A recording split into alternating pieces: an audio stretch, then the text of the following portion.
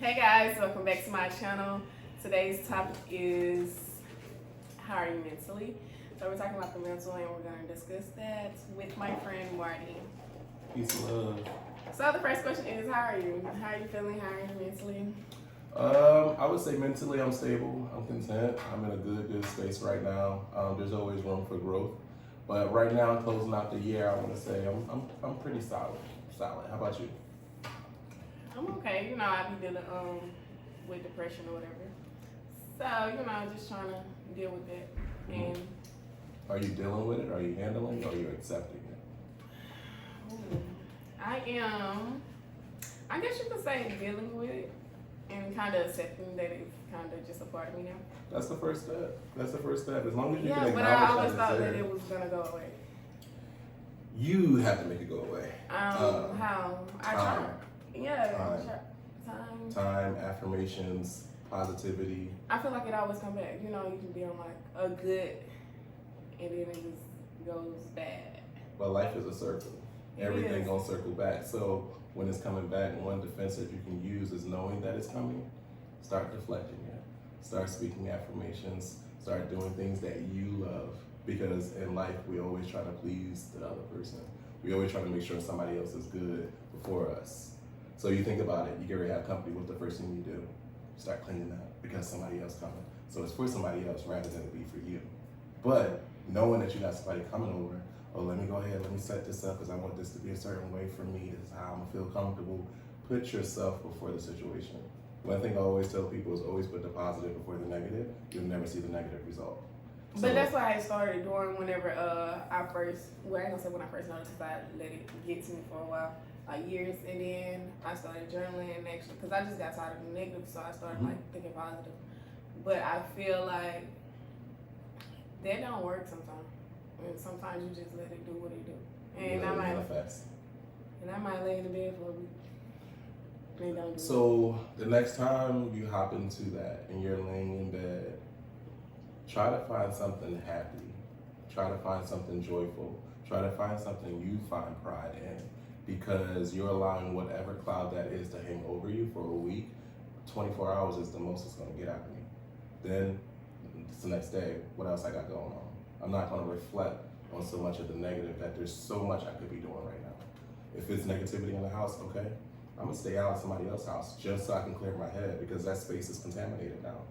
I can't find a piece of happy in there, so I gotta go somewhere else and remove that from me rather than sit in it. And then now here it is now 72 hours, and we're dealing with the same thing from 2 days ago. Okay. You know, so it's steps, but it's not easy. But you have to want to do it. Yeah, like I feel like I be wanting to, but it just don't happen sometimes. Sometimes it's just life be life. yeah, overthinking. life go I ain't life. I ain't gonna lie. Like the biggest thing is when I be overthinking, I be in my head, and once I get in my head, it's over with. And the bad thoughts. And, yeah. The mental is a strong. It is. It's kind of like a battle with myself. Yeah. Yeah. But you'll get there. It's you have time. And most people think when they go through these type of depressional states that they're running out of time of things. Time is of the essence. Time is really what you make it. We all get the same amount of hours in a day. There's some people who's progressing, and then there's some people that's setting back. So it's probably best to try to find some way where you can put whatever that is, bottle it up for right now. You're like, you know what? I know I got all this shit in front of me, but right now, in this moment, let me take some time out for me. That bill gonna be there. That relationship gonna be there. That friendship gonna be there. That job gonna be there. All that shit is gonna always be in the forefront. But what are you gonna do for yourself? Because you know that is bothering you. You can't be a superwoman all the time. Sometimes you gotta be vulnerable and just say, fuck it, I'm having a moment. But you don't stay in that moment. You have to learn when to pull yourself out of that too. Yeah, I feel like I got better because it's going on 8 years now that I've been dealing with it. So I feel like I got better with actually trying to get through it. So I don't really sit in it for real. I mean, it used to be months I sit in. So I think I'm doing good. Yeah. We all have that in us. I mean, I'm talking to y'all too. You may be watching this and you may sit there and say, oh yeah, he's making it sound like it's so easy. I deal with it too. I could sit right now, get up on the table and go cry in the bathroom because I'm dealing with shit. But at the end of the day, once I get that cry out, what's the solution?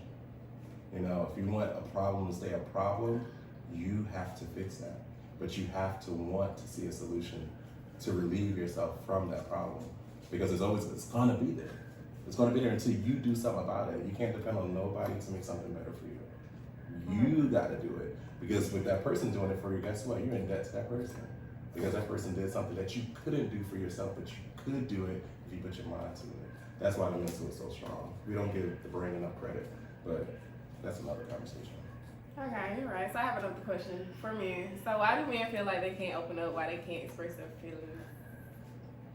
Well, I'm gonna answer as a man because I can't answer for all men. But we have this gene in us, I would call it that, of strength. It's just always to appear strong, never appear weak.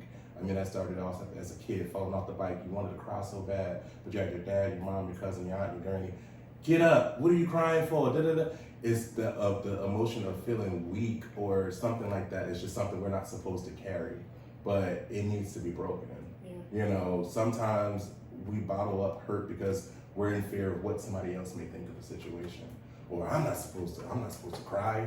Fuck this. No, cry. Get it the fuck out your system. Find a solution though. You know, you want to sit there and sit in your sadness, it won't do you nothing because you're still going to be sad, because it takes a moment where you have to sit there and say, damn, I did this for me. I did this. I changed this. So to answer your question, it's just the fact for men, it's just we have to appear strong. You're not supposed to look like weak. You know, looking weak is a weakness. You don't look like a man. You look like a boy. You look like a child. Or you look like a damn bitch. You know what I'm saying? So it's just one of those things where we just always have to appear as the stronger, the aggressor, the provider, the nurturer, all that stuff. We just have to embody that. We're not supposed to look weak. But I'm gonna tell you motherfuckers, I'm gonna cry. And if it's something that bothers me, I'm gonna speak on it and I'm gonna move on it, because that's what leads people into a state of depression, because they're just carrying issues. They're not handling the issue, they're just carrying and putting it onto other people. Hurt people hurt people. I feel like that's how I got there, how I got to depression, just holding things in. I would never like express how I felt. But that's not how I grew up. How did you grow up? Like to where it's like we didn't express our feelings. Nobody asked you how you feel. I didn't know what depression was until I was like 18. We didn't talk about mental. So when you felt depression, because you probably felt it at many points of your life. I define depression as disappointment. That's why you're depressed, because you're disappointed with whatever took place, whatever's happening, whatever is the course, you're disappointed by it. So you fall into the depression because it's just like, damn, how did this happen? Why did it happen to me? God, you up there and you see I'm going through this. Why am I? It's always because you're disappointed from something you were told no, something didn't work out the way you wanted it to, the plan didn't plan the way it was supposed to be. It's always because of a letdown of something. But as a youngin', you don't know what depress is, but you knew what it was. You went through it. But you didn't think of. You studied all night for this test and you knew you was going to ace that hoe, and you took the test and you got a B or a C, but you wanted that A. Depression. Because I knew, I stayed up, I studied, I did all I needed to do, and I still didn't do it. It's disappointment. That's nothing. Depression is all from disappointment, whether it be from a person, whether it be from a situation. It's just negative. But like I said earlier, it's all about putting a positive. Damn, I didn't get that B, but you know what? It's another one coming up in about 3 weeks. I'm gonna do what I gotta do. I'm gonna cut off the ties of what I find is fun and apply myself to make this a positive outcome for me. So maybe I didn't study as hard. I studied, but not as hard as I should have. So that ties back into that. But to answer your question again, is due to we gotta look like the superior. Yeah. The chicken side. Okay. So my next question is, do you feel like you're the strong friend? That's a good one. That's a real good one. And I will answer that in the most truest form as yes. And I'm answering that because I have a lot of friends that go through a lot of shit and they come to me. And I don't know if they come to me because of the wisdom or the experiences that I've been through to where I can speak to it, but I'm always having to be that shoulder for people, and I don't mind it. I've actually kind of took it on as like one of my gifts, one of my superpowers, is I'm always able to pull somebody out of something they feel so dark inside of. And it's only because I always want the best for the next person as well as I want it for myself. I want it for the next person because energy attracts energy. So I don't want you to feel, okay, you see me on my Instagram and you see that I'm having a good time somewhere and you feel like, damn, I just couldn't go to that because I'm not feeling well. Yes, the fuck you can. Get dressed, look your best, and let's fucking turn up. Like, let's go have a good time. I be feeling like that. Like, when I be feeling like I just can't come because I'm not feeling it. But I also see, you're not feeling it is not a bad thing. But the thing is, have you applied yourself to go feel it?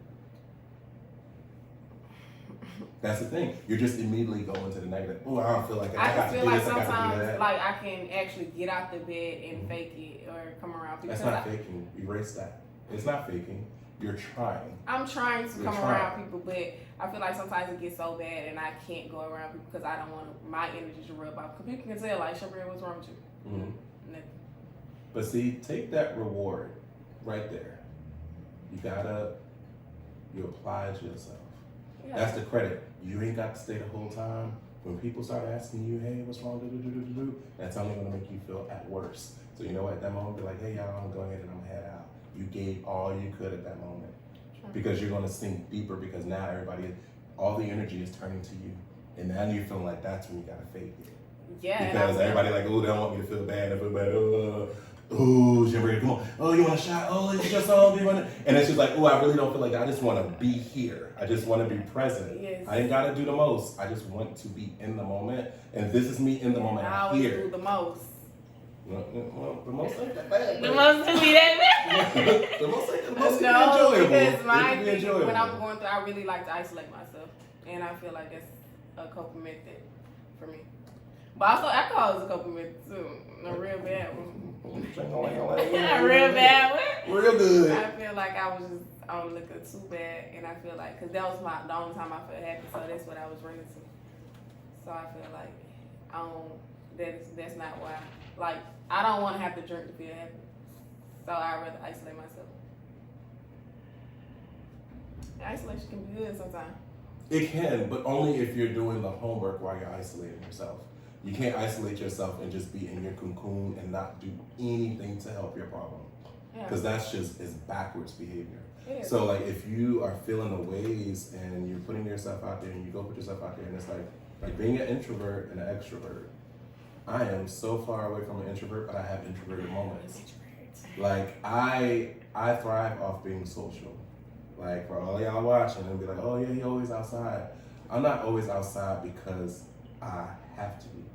It's something I like to do. I've been social since I was in my early teens. Like I've always just been around. I'm an around ass person. Like I'm gonna be there. So it's like I have my moments where I come in, put both of them locks on, and I just go. How am I gonna say it? They drain me. Today drain me. I have those moments, and then literally the next day, I don't want to be bothered. Like being in the industry where I'm working and getting people drunk every day, I have to put on that face every day. Like I just want to have a good time, and some days I just really don't be in the mood. That's why I don't want to work in the nightlife. Mm-hmm. I did not like. So everybody like drunk champion requests. I like her too. That is fun, but I want to be that person sober. And nobody likes sober Shabria for real. Like she's fun and she just like for the party when she's drunk, but when she's sober, I'm really like an introvert because that's really who I am. Even like the next day after drinking, I don't want to see no drunk videos. Mm-hmm. It's embarrassing. Like even though it look like I'm having the time of my life, but I'm really going through. You're coping. That is your mechanism to cope. Yeah, but like I'm not drinking for fun. I'm drinking to escape a place. What does Shabria like to do for fun? It's not drinking. So then, hey. This is the homework to take away from this. Jot down the things that you like to do for fun and surround yourself with people that find the same joy in those things. And then that's going to be your coming of, terms of this is what's fun to me. I can go out and drink, hell yeah. But I also like to go to fucking art museums. I can look at a fucking painting and describe some things that people won't even know. But you got to put yourself in that element as well. So it's like if you like to fucking play volleyball, guess what? I'm gonna start going to tournaments and just watching volleyball because that's what makes me happy. That's what's fun to me. Those people that want to get drunk, They may not want to do that with you all the time, but then you can find somebody that shares that same joy with you, you know? It's not always about getting drunk and turning up. I tell people that all the time. I'm gonna go out with you and I'm not gonna drink it like, oh, you ain't having fun. I'm having the time of my life. I don't need to be twerking, pussy popping on a headstand because that's what the mood is, you know what I'm saying? Like, there comes a time and place of everything, and sometimes I really just like going out just to fucking be out. Get me a hookah, I'm chilling, give me a Topo Chico, and I'm chilling. I don't have to drink. I'm out. The music is going, the vibes are right. That's enjoyable too, instead of me being super drunk and feeling like, oh man, I need a snack, I need to do this, let me get this, that's hectic. I have to be drunk to be out. I don't like being around people. Well, see, therefore, it sounds like you need to be hanging out at Barnes & Noble.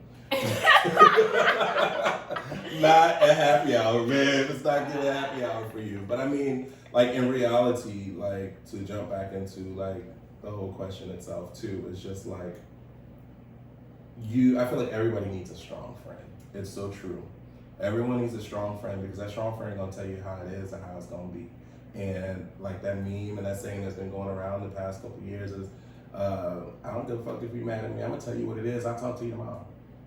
I'm gonna call you tomorrow. Because I'm not gonna sit here. I feel like sugarcoating someone's problem rather than telling them what the problem is, that's not being a friend. I'm not here to pacify your needs. You are dead wrong for what you did. You need to own up to it. You're either gonna apologize or deal with the negativity that's about to follow with it. All right. So, you know, pretty much me being that friend to people, they be like, God damn, I want to hate you, but you're so right. Right. And that's not my goal is to be right. My goal is to be ideal and realistic. Like, you slept with that man knowing damn well you weren't supposed to sleep with that man. You want me to say, like, oh, girl, you did what you had to do. High five? No, it's just stupid. Like, you slept with that man, you know something's going to come from that. So when it comes, because Karma's a bitch and she's waiting for everybody no matter what you do. Be ready when Karma says, may I have a seat? She's coming to take that. She's going to take that seat and it's going to hit you. So it's like, you know, I always say this to everybody out there too, love on your strong friends and don't take them giving constructive criticism as hate, jealousy, malicious. It's none of that. We're just literally telling you where you're wrong. You know, in every situation, you may feel like it's so right because it's fulfilling a negative part inside of you. And that's what you want me to be, that friend and be like, oh yeah, don't fight that. No, you did what you had to do. I can't do that. You dead wrong. You dead wrong. Because now I want you to understand that what you put yourself into, you got to get yourself out of that. Me talking to you ain't going to help. But you know what you did and you knew it was wrong and you did it. Right. So, you know, be ready. Because it's coming. But the weak friend, that's episode.